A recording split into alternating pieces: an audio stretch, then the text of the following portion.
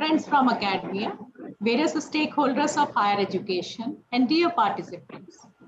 It is indeed my privilege to share my thoughts on one of the most relevant extant topic, Academic Bank of Credit, or very beautifully acronymed as ABC.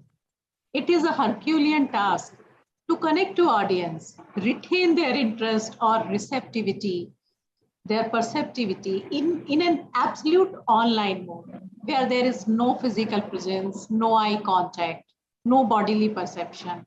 But nonetheless, as COVID has taught us, I should try to do my best. The government, under the leadership of our Honorable Prime Minister, Shri Narendra Modi ji, approved National Education Policy in July 2020. The new policy aims to pave way for transformational reforms in school as well as higher education systems in the country, and has been formulated after an unprecedented, collaborative, inclusive, and highly participatory consultation process. This comprehensive national education policy, it is an exhaustive concept document with valuable insights covering all segments of academia, be it school education, higher education, teachers education, professional education, and other key focus areas. NEP has proposed revision and revamping of all aspects of education I just touched upon.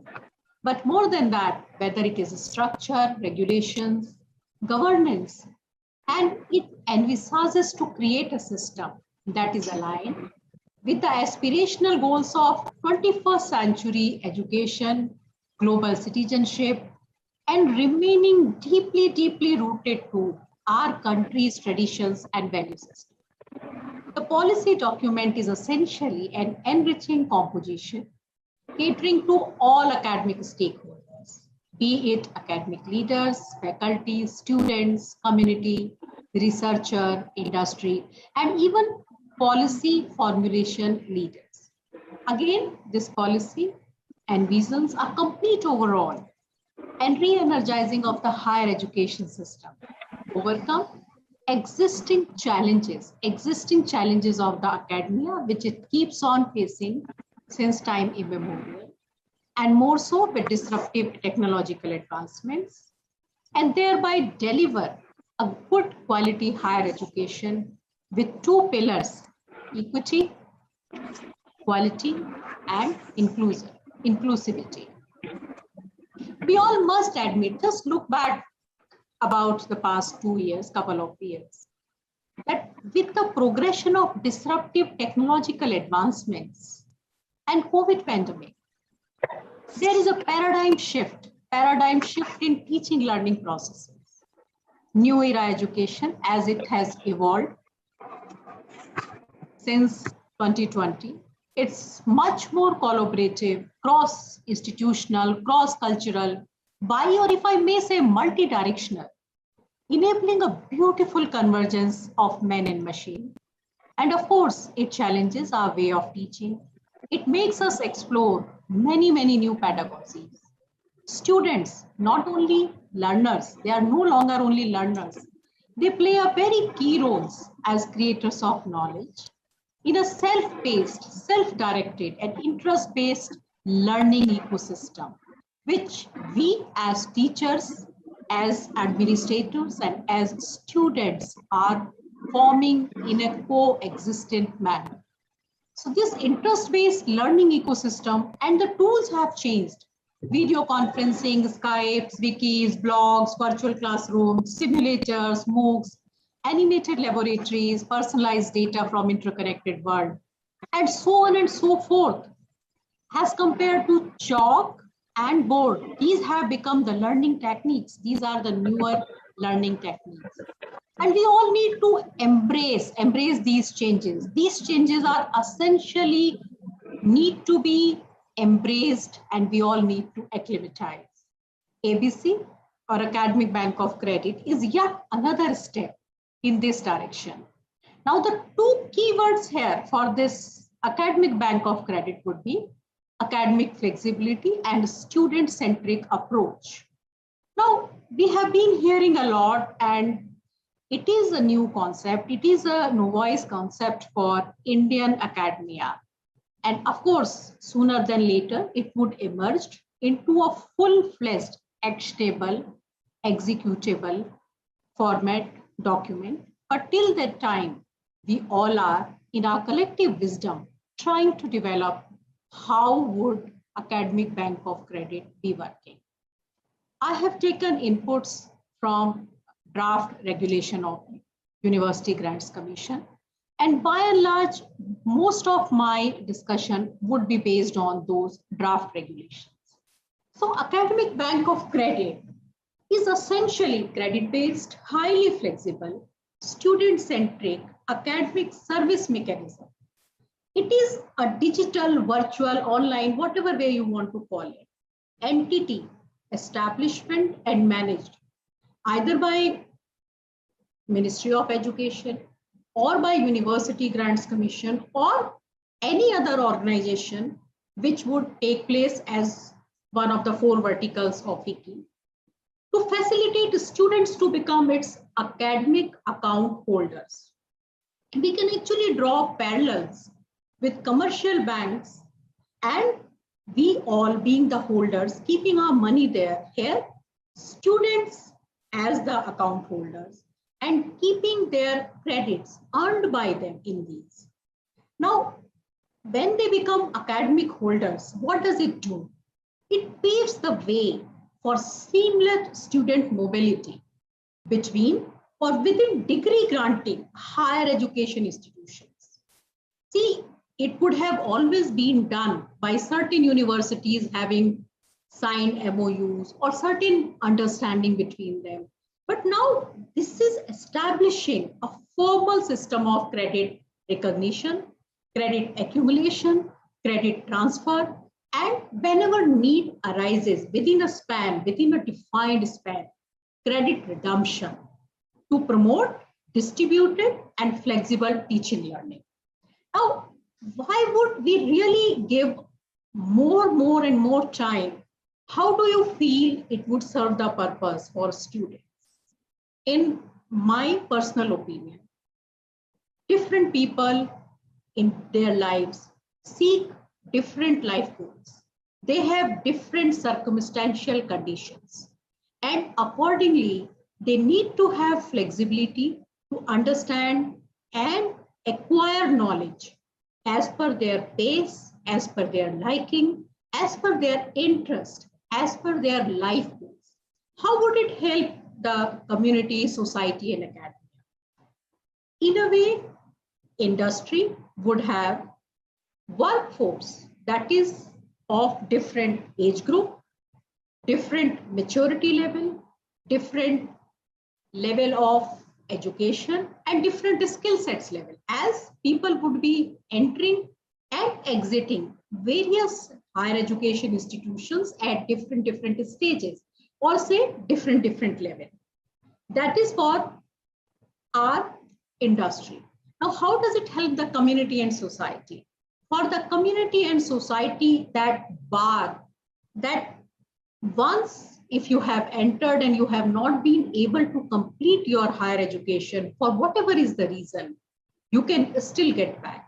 So it would be a great promotional level. It would be a great motivator for the people who want to pursue their higher education and would take away all the bars, regulatory bars, which was preventing the students who either due to certain unfortunate circumstances or because of their own non-motivation at that time could not pursue and complete their education within the specified time. So academic flexibility, it would provide essentially the academic flexibility. Now, why do and how do we understand this academic flexibility? It is a provision for innovative and interchangeable curriculum structures to enable creative combination of courses, creative combination of programs in discipline of study.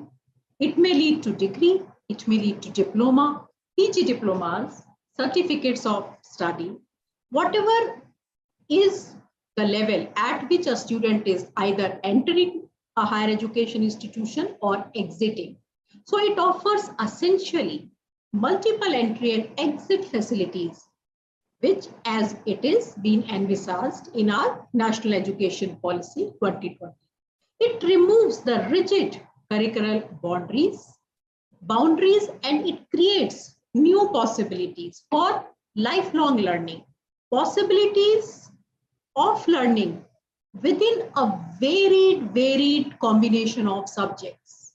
Subjects as per your own liking, subject as per your own life goals.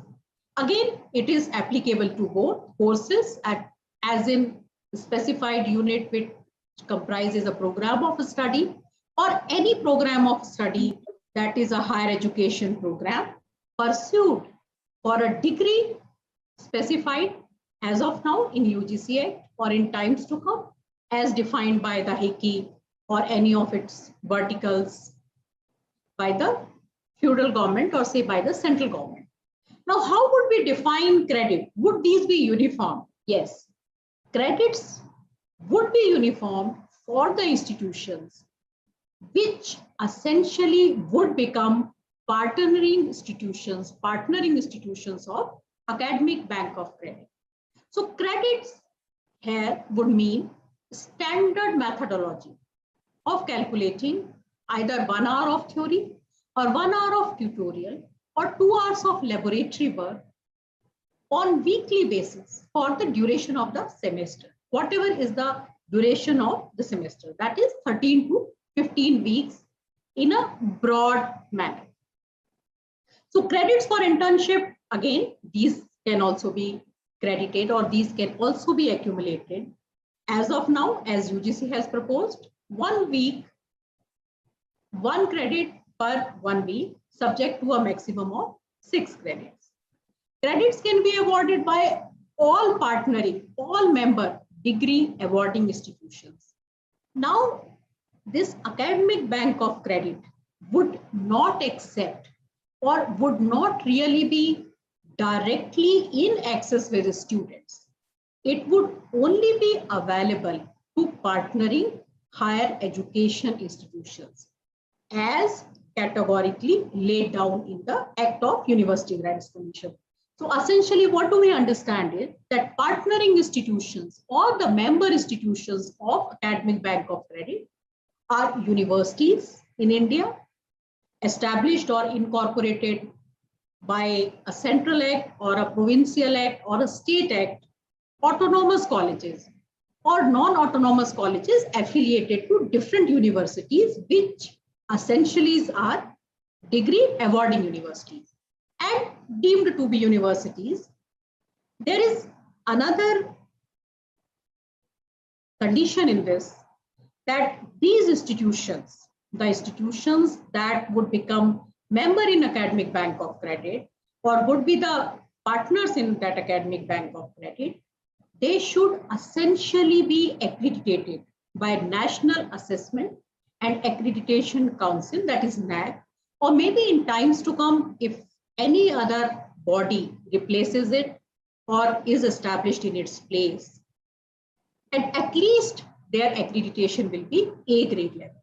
So as of now, UGC has planned that the mobility of students, that is credit accumulation and subsequent credit redemption, would only be among students that are accredited by NAAC at least at A grade level.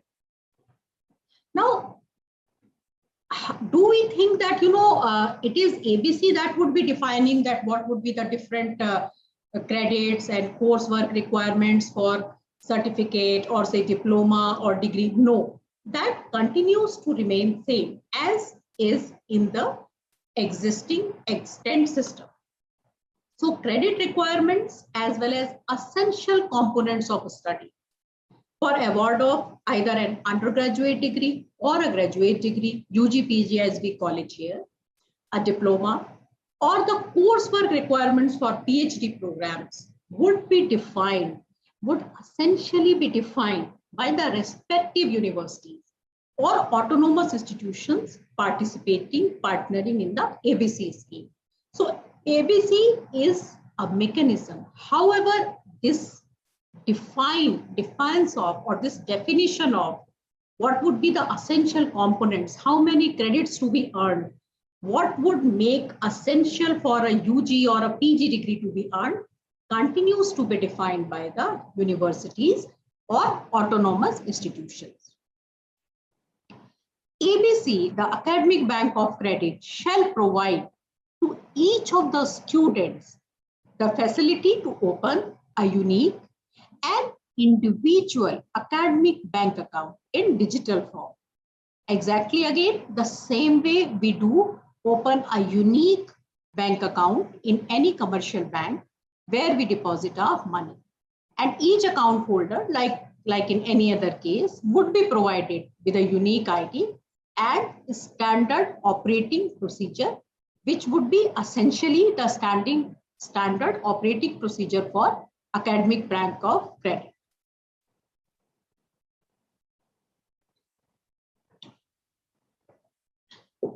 Now, how would we be accumulating our credit? How would we be looking at the recognition of these credits? And how would these credits be in a later date, on a later date, or in a later time frame would be redeemed? So credit accumulation means the facility created by the Academic Bank of Credit in the academic bank account. It is opened by the students across the country in order to transfer and consolidate the credits earned by them by undergoing courses in any of the eligible higher education institutions, that is, which I have already defined: universities, autonomous colleges deemed to be universities that are eligible, accredited A by the NAC, and are members of Academic Bank of Credit. Credit recognition would mean the credit earned through these eligible partnering universities, higher education institutions, and transferred directly to the ABC by the concerned university or by concerned eligible higher education institution. Now, credit redemption would mean that process of commuting the accrued credits in the Academic Bank of Credit or the academic account of the specific student, which is being maintained by Academic Bank of Credit for the purpose of fulfilling the credits required for the award of degree or diploma or certificate by the degree awarding HEIs, as the case may be. I'll explain with an example. Hypothetically, suppose there is a course for which the requirement is that you should at least earn 100 credits or say 120 credits. If you went to X institution, you earn 40 credits, and then those 40 credits are already accumulated, available in your Academic Bank of Credit. The bank account which you as a unique student, you are maintaining that bank account in this Academic Bank of Credit.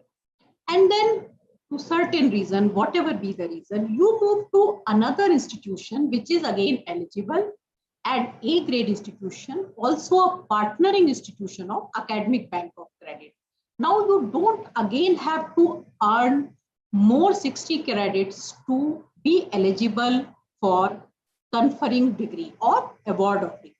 You only have to earn remaining 60 credits provided you are within the time frame. Government is contemplating, various agencies are contemplating what should be the time frame. Should it be 5 years? Should it be 7 years? Or should it be extended to 10 years for a student to redeem the credits earned by him or her? So now you move to an eligible agency that is grade A accredited and a partner institution. You can demand that your 40 deposited academic credit be redeemed so that you only have to earn remaining 60 credits for award of degree. And that is what it means. Now, credit transfer means mechanism by which any eligible HEI, any eligible university which is registered with Academic Bank of Credit is able to receive, is able to provide those prescribed credits, I have just now given you an example, 40 credits for the prescribed credits, to individual student registered ABC account in adherence to, as of now, the body is UGC, but in times to come, any body, credit norms, whatever the framework, the academic credit framework for the courses registered by the desirous student in any eligible higher education institutions. As of now, this facility is available among HEIs within India only, but maybe in times to come, we would also be in a position that we recognize and allow these credit transfers from foreign universities, or say very well respected foreign universities. Now the question comes is, why Academic Bank of Credit? Why should really we be doing it? So Academic Bank of Credit, it has been envisaged in national education policy that it would be a national level facility to promote flexibility of curriculum framework, to promote interdisciplinarity, to promote multidisciplinarity, academic mobility of students across the higher education institutions in the country with appropriate credit transfer mechanism. Now, how would this credit transfer mechanism be created?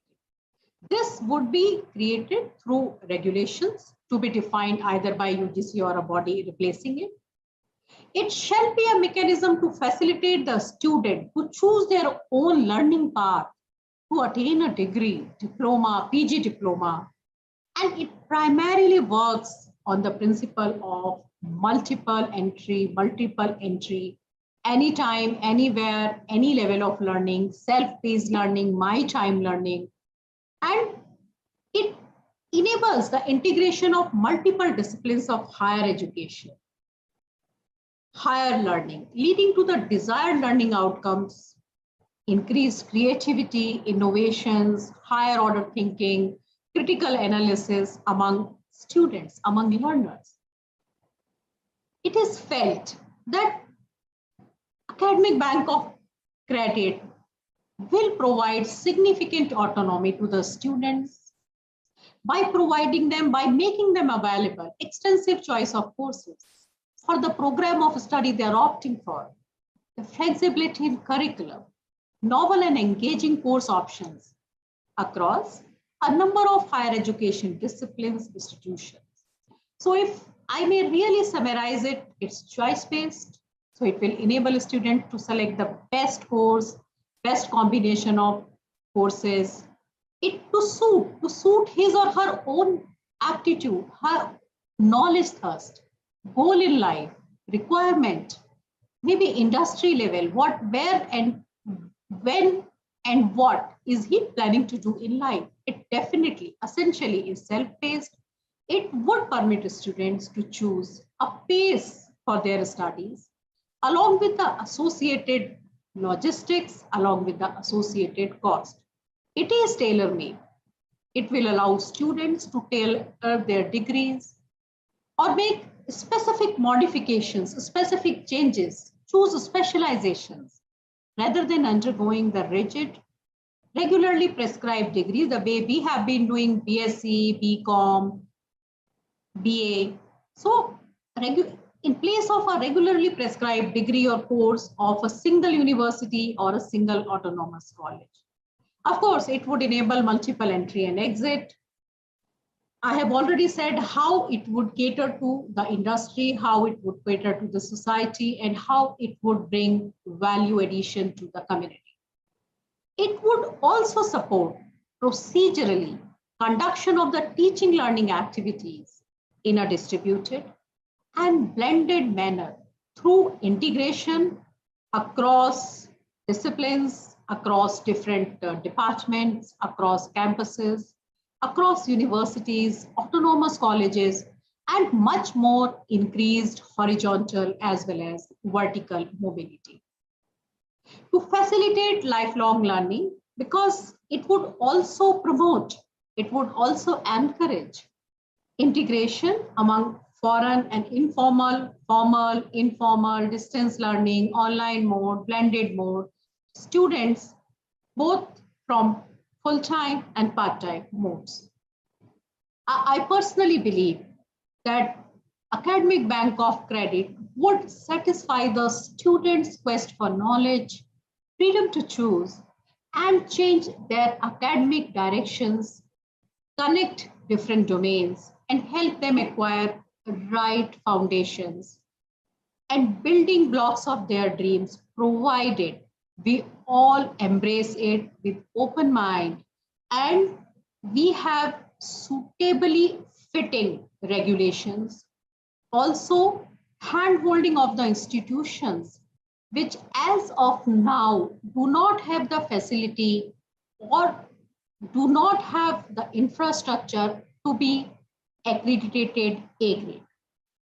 Now the question is, I have only been talking good things about academic bank of credit, but academic bank of credit would pose humongous challenges for all the institutions, universities, academic institutions, if there is or there would be that level of vertical and horizontal mobility.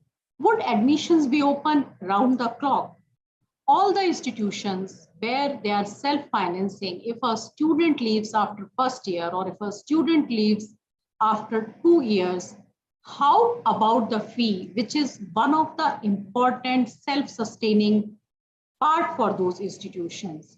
Also, when would it actually not necessarily encourage certain level of dropout rates among students who may not reach that maturity level to understand that they may continue their education at one go if the situation so permits? These are challenges, and there would be so many more challenges. Do you think that this ABC, how would it be implemented? Or what would be the methodology which needs to be followed during its implementation?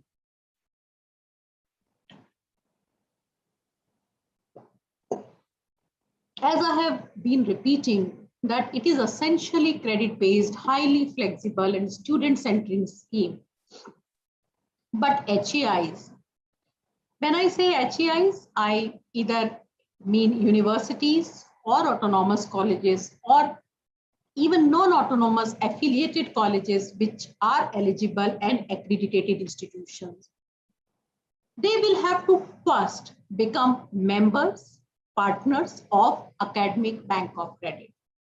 Now they will have to amend their rules. They will have to amend their course registration, their course requirements, their credit requirements, and they will have to have a procedure for acceptance of interdisciplinary, multidisciplinary courses. The credits to be offered to these courses, credit transfers, credit recognition by other institutions, credit acceptance from all other HEIs. This would require that they essentially need to have approval of their statutory bodies. It can be governing council, it can be syndicate, it can be senate, board of management, whatever name you say.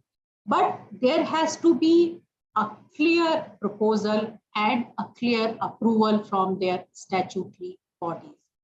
If they are professional courses where a statutory council is involved, whether it is Medical Council of India or Council of Architecture or Pharmacy Council of India, they may also require approval from the statutory council. Another thing is very, very micro thing, but they would also need to redesign their entire form, their online mechanism through which they admit students, as admission may not have a defined time frame. It may not have a defined eligibility criteria. I wish to narrate without taking the name of a university.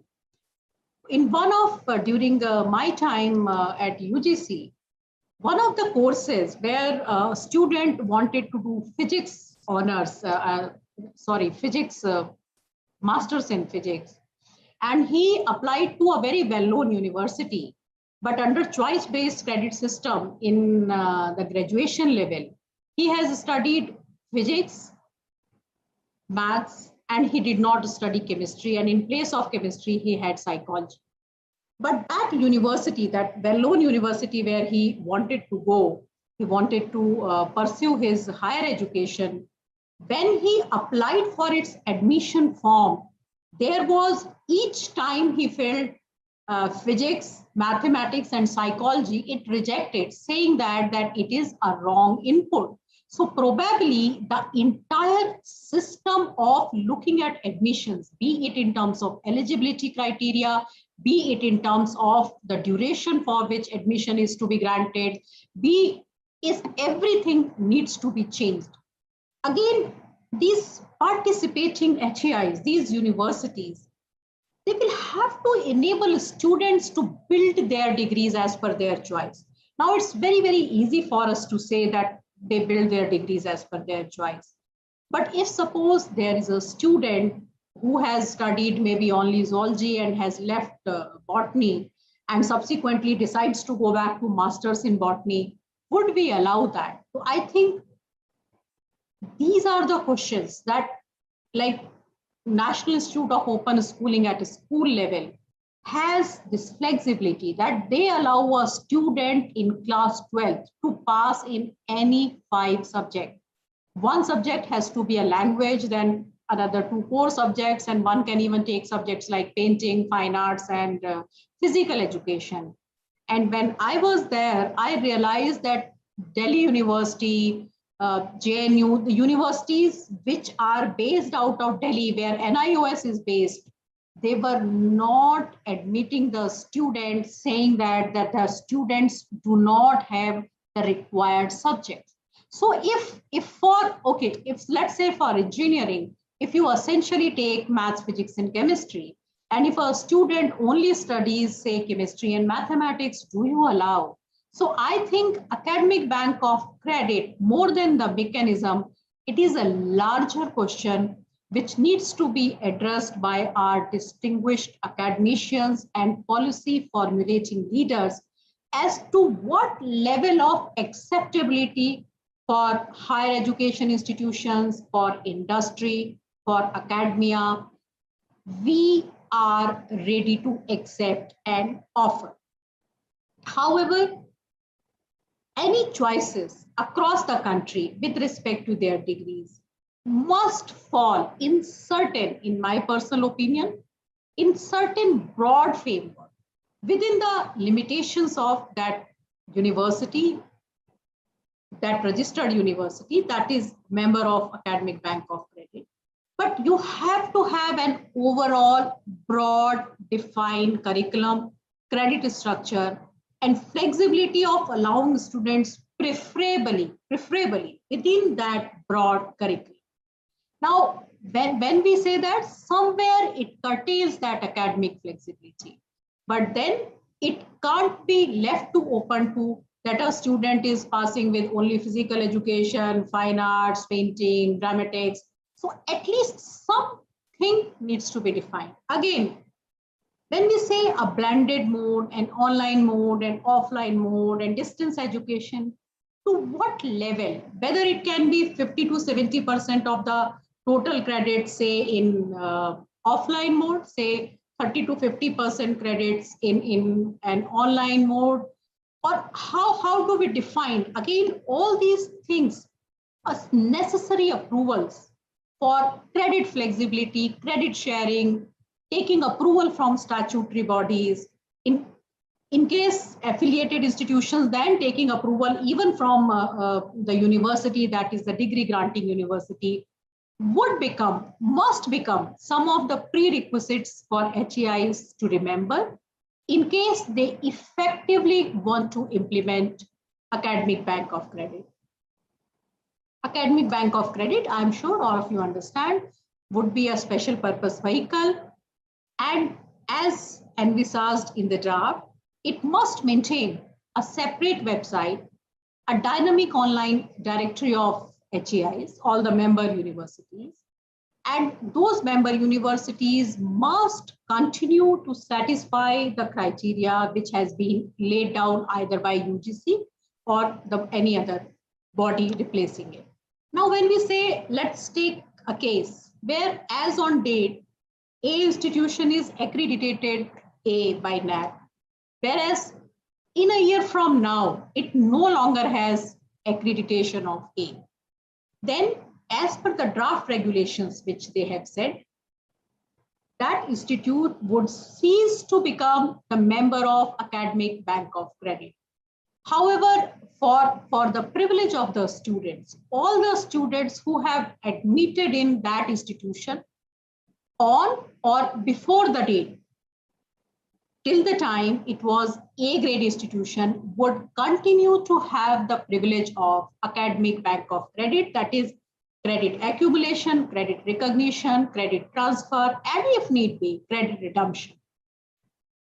Again, it has been proposed that these Academic Bank of Credit registered HEIs, universities, they shall provide continuous student counseling, student guidance, and mentoring, promoting the student, encouraging the students to open an academic account in ABC with the details of utilization of various services of ABC in terms of how a credit is defined, how is it accumulated, how is it transferred, and how redemption may take place.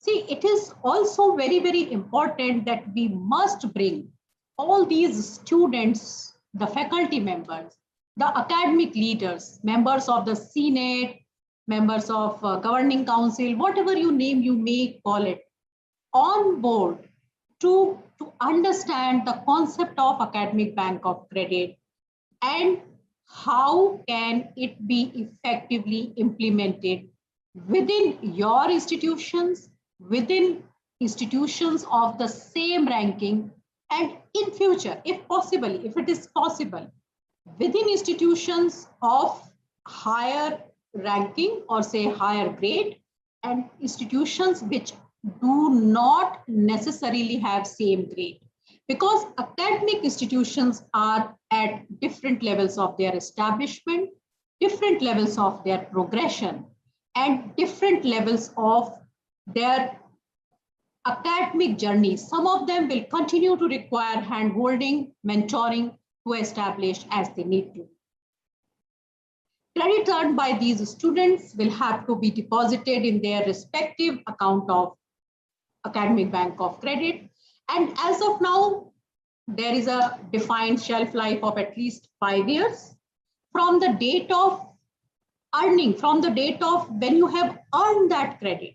And it has been specified by the degree awarding institution or the credit awarding institution, and it has been transferred by that degree awarding institutions. Once the credit is redeemed, suppose you redeem your credit for the award of any degree, it would be irrevocably debited from the respective students, that specific students' academic account, and it can never in future be redeemed again, whatever the case may be. Now, based on the sufficiency of the overall total credits earned and types of credit earned, a student can become eligible for award of a specific diploma or degree or certificate or PG diploma. But it has to be essentially as per the approved norms of the HEIs in which the student has taken admission, or not necessarily in that, but the institution from where it seeks to get the degree. That is, I wish to clarify, I was wrong at a point. It is the institution, it is the university from where the student is seeking award of degree.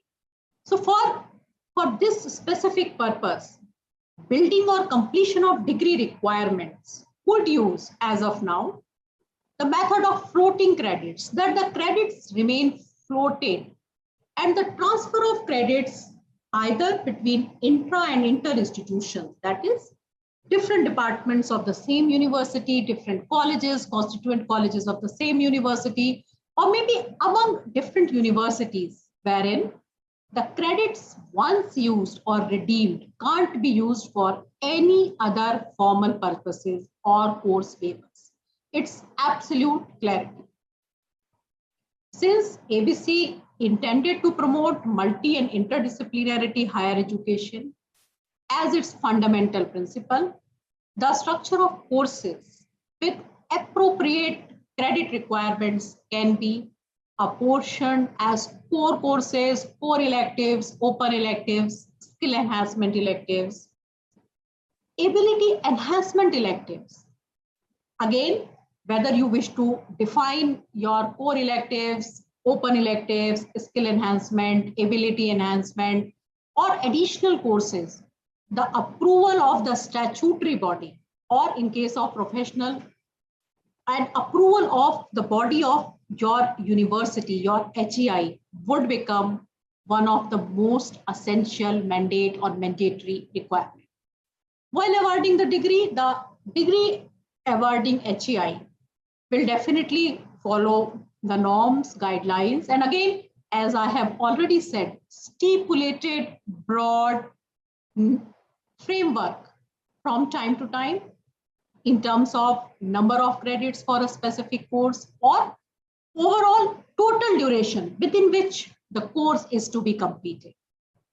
However, in respect of time duration, a student seeking degree under ABC scheme, after he has already earned the stipulated credit, can avail a relaxation, maybe of 1 semester, maybe of 1 year, as would be decided by the regulatory body or decided by the university, which is the member, or that is the member of the academic bank of credit.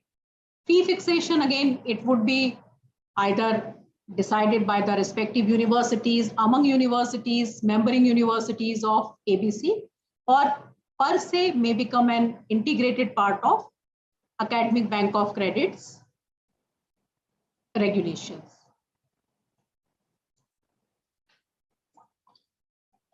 Please give me a moment.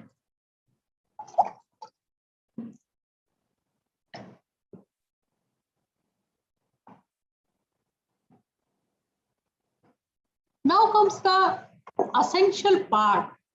How would we support? How would we ensure the quality? How would the monitoring of academic bank of credit be ensured by the universities? So primarily, it comes to that individual HEIs. It becomes the responsibility of the university concerned that as the guidelines, as the regulation, the framework of ABC, that to monitor the development and operationalization of the ABC program, that is Academic Bank of Credit program, at the departmental level, at the university level, at their affiliated college level, autonomous college level, or say constituent college level. The university will offer teachers, staff training, mentoring, academic and administrative audit, again, counseling, mentoring of students, and all other such measures to ensure that quality of performance of the students who get their degree, who are awarded the degree through the provisions of ABC, remains at par or better than the regular students, and they also pursue an education that is essentially holistic, multidisciplinary, interdisciplinary, and within the framework of that, it lies within the broad framework of academic bank of credit. So you may require serious, continuous faculty development programs, quality improvement programs, professional development programs, technology inculcation programs, and then, how do you allow that seamless integration of different departments? How do you allow seamless integration of different disciplines, different subjects? So I think it is beyond the regulation. It needs a paradigm shift in our thought process. It needs change in our psychological bent of mind. It needs change in our attitudinal leanings as to we need to embrace each and every program with open mind, rather than saying that students should be studying physics, chemistry, or maths, or botany, zoology, and chemistry. So the quality assurance of Academic Bank of Credit, its implementation at the eligible registered partnering HEIs shall be developed by that specific university, by that specific college, either through internal quality assurance cell or any other appropriate structured mechanism, that is established well within the premise or well within the parameters of that university. It is to be suitably framed and decided by the HEIs. Again, a very good combination of ODL, online, blended, distance learning, offline, can be worked out to come to a level where it would be a valuable, holistic, multidisciplinary academic bank of credit-based education. Again, universities, autonomous colleges, individually accredited by NAAC at A grade level, needs to be partner, needs to become member of Academic Bank of Credit, and they must, in a transparent manner, develop either a separate website or at least a link on their website providing complete information about Academic Bank of Credit, the courses they are offering, the programs they are offering, everything, their member institutions, and the total duration. How do they reach out to students? Of course, there should be a grievance redressal material and so on and so forth. But primarily, what I feel is that as a concept, Academic Bank of Credit is one of the finest concepts, providing academic flexibility, student-centric mechanism, and as I would love it, studying English with mathematics, or maybe studying bio with psychology. But then I still feel that we as academia, we as a country, have a long, long way to go. It is not only about regulations, it's about having infrastructure. It's more than that. It's allowing my infrastructure, sharing my infrastructure with others. It's sharing infrastructure, sharing facilities, sharing academia, everything among departments, among different universities, among colleges. So I think we need to embrace this change. It is one of the highest change of our time. And I think that I have been able to bring in some insight with my limited wisdom in Academic Bank of Credit. We have a long way to go, but we need to take those tiny steps. Thank you so very much, Dr.